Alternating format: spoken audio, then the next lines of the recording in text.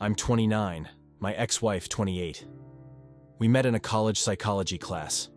I was a front-row attendee, even occasionally challenging the professor. Her vibrant energy captivated me. She always had Friday night plans. I preferred quiet evenings at home. We were complete opposites, yet something clicked. After 4 years of dating, we married, envisioning a bright future together. 2 years into our marriage, I noticed changes.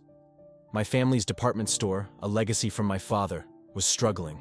It was an old-fashioned establishment selling everything from apparel to kitchenware. But large retail chains were encroaching, and my business was lagging. The pressure mounted, leading to sleepless nights agonizing over financial statements, sales figures, and strategies to boost customer traffic. My wife knew of my stress, but we felt like ships passing in the night, each grappling with our own challenges. She was a certified nursing assistant at a busy hospital, dealing with long hours, demanding doctors, and unpredictable patients. Despite the strain, she appeared to manage her stress effectively, or so it seemed. To de-stress, she began socializing more with her friends. Girls' nights out, they called them. These outings, initially occasional Friday night plans, became a weekly ritual. They frequented trendy Los Angeles locales, bars, clubs, high-end restaurants. At first I didn't mind. Everyone needs downtime. It also gave me time to focus on my neglected work. However, her increased phone activity bothered me. While always active on social media, this was different.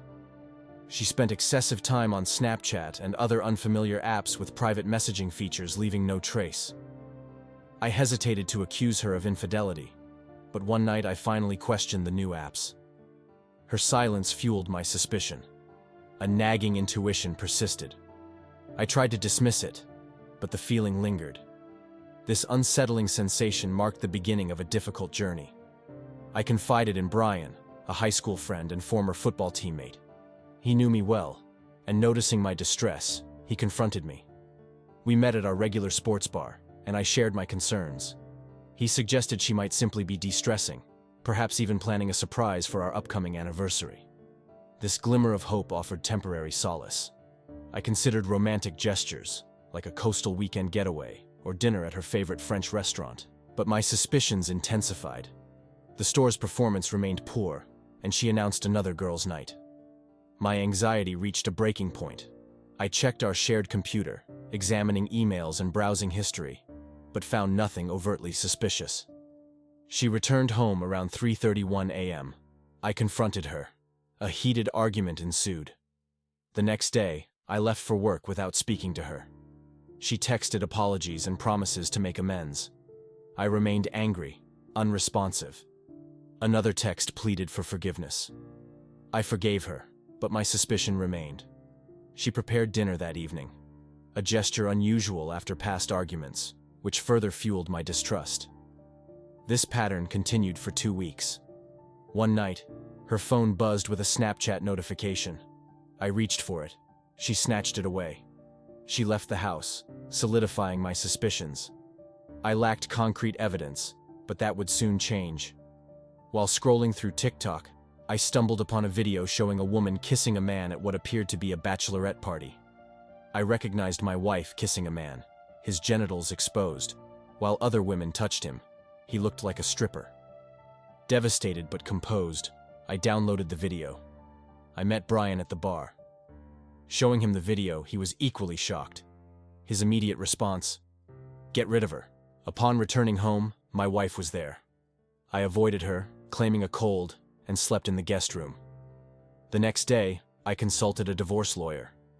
While my wife was at work, I discreetly packed my belongings. Her 12-hour shift usually ended at 7 p.m., but this time, it ran later. She discovered my absence and confronted me at work, creating a scene. In the break room, I showed her the video. I had already filed for divorce. Further discussion was unnecessary. She pleaded for another chance. I refused. 6 weeks later, the divorce was finalized. The marriage was short. She was ineligible for alimony. She attempted reconciliation, even bringing me lunch at work, but I remained firm. I chose not to publicly expose her infidelity, as she hadn't acted recklessly or attempted to alter the narrative. 7 months later, she was assaulted during a girls' night, a man possibly slipping something into her drink. She survived. Our infrequent conversations revealed a changed perspective. She curtailed her girls' nights. I've since dated cautiously, taking my time. After this experience, I doubt I'll ever marry again.